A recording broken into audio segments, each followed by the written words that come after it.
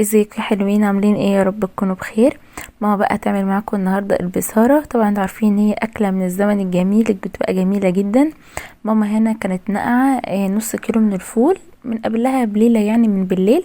حطت عليهم النص قرن كده فلفل اخضر عشان هو كان سبايسي، فحطت قرن نص قرن يعني. وحطت بصلتين اتنين كده صغيرين، وخمس فصوص توم برضو صغيرين. ودولت اللي معاها دولت نص ربطة من الكزبرة ونص ربطة من البقدونس الأخضر، وتقطعهم كده عليها. وطبعا هي مجهزة بقى المية اللي هتضيفها عليهم. خلاص يا جماعة. ومن المهم جدا ان احنا نسيب البصارة دي تستوي يا جماعة على نار هادية جدا، علشان ما تنشفش معاكم، يعني سووها على نار هادية. خلاص. هنا بقى هي ماما بعد ما حطت المكونات كلها على بعضها هتزودها بقى بالمية. يا دوبك بس يا جماعه احنا هنغطي وشها بس كده. خلاص.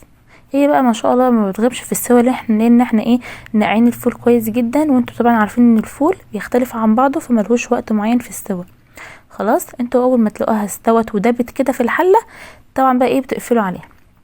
هتشوفوها دلوقتي مع ماما جميله ازاي. هتحط عليها شويه من الكمون وشويه من الملح. خلاص.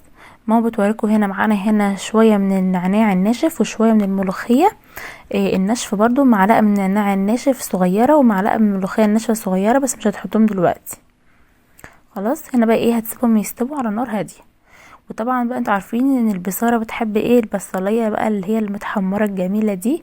فماما طبعا هنا بتقطع بصلتين اتنين كده كبار. طبعا هي هتقطع معاكم شويه كده. طبعا بقى انت عايزه تقطعيها جوانح براحتك، حابه تقطعيها دواير براحتك، حابه تقطعيها صغير زي ما هي عاملاها كده. بس هي طبعا بتاعه البصاره لازم تبقى صغنونه كده.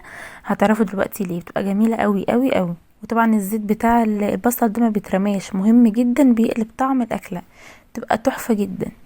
طبعا بقى ماما بقى بتقلبه لحد ما ياخد لون الذهبي. هنا بقى انتوا شايفين البصاره كانت استوت، شايفين دابت خالص. ولازم بقى ماما توارب الغطا الحله كده علشان البخار يطلع وتبرد، عشان نضربها بقى في الخلاط مع بعض. وهنا كان البصل بقى اول ما تحول بقى خلاص للون البني، على طول بقى ماما بتطلعه على مناديل علشان المنديل يشرب اي زيوت باقيه يعني في البصل وكده. خلاص. هنا بقى كانت البصاره بردت شويه. هنا بقى هنضربها في الخلاط. شايفين يا جماعه قوامها كان عامل ازاي؟ وبتوريكم هنا قوامها كان جميل جدا جدا. طبعا احنا مش بنحب نخضر قصدي البصاره دي اكتر من كده، بيبقى اللون الاخضر بتاعها يا جماعه لو كترتوه اكتر من كده يبقى فاقع قوي في الخضره. فبلاش يعني كده كده، الشكل بيبقى احلى بكتير والطعم اجمل بكتير يعني. شايفين هنا كده بقى ماما بتضربها في الخلاط كويس جدا. تضرب بقى الكميه طبعا اللي هي عاملاها كلها. طبعا انتوا عارفين الكميه دي زي ما قلت لكم كان نص فول، كان نص كيلو فول بس. خلاص. هي بتضربه كويس. وهنا بقى شويه الزيت بقى البصل اللي اتبقوا في الطاسه طبعا، ما اوعوا ترموهم. شويه الزيت بتوع البصل دولت اللي بيحلوا بقى طبعا الاكل اكتر. هنا بقى بتحط عليهم البصاره اللي ضربتهم في الخلاط، تحطها كده على زيت البصل وتقلبهم. وهنا بقى في المرحله دي بقى هتحط هنا المعلقه الصغيره من الملوخيه الناشفه ومعلقه صغيره من النعناع الناشف. خلاص. وطبعا بقى هتزود بقى شويه الملح، هتظبط ملحها كويس. ودي يا جماعه بقى احلى طعم بصاره تاكلوه في حياتكم بجد. بصراحه انا اكلتها من ناس كتير مثلا قرايبي وكده، بس الامانه بتاعت ماما يعني كانت اجمل بكتير. جربوها على ضمانتي، بقى تحفه جدا. هنا بقى تقلبها وتسيبها بقى تغلي يا جماعه على النار زي 10 دقايق كده بس لحد ما تتقل شويه.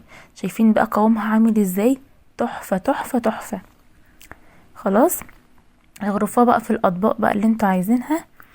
شايفين لونها كمان جماعه؟ لونها جميل، لا خضرة قوي قوي ولا فاتحه كده، لا لونها متوسط كده، الاخضر المتوسط كده جميل جدا جدا جدا.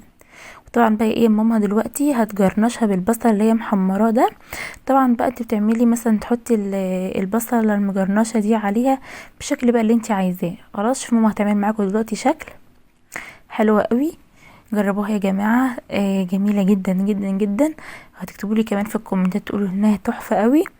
جربوها والله على ضمانتي، كانت جميله جدا. طبعا الاكله دي يعني من الزمن الجميل. طبعا بيتاكل بقى جنبها طماطم مخلله وبتنجان مخلل، اي حاجه انت بتاكليها جنبها تاكليها.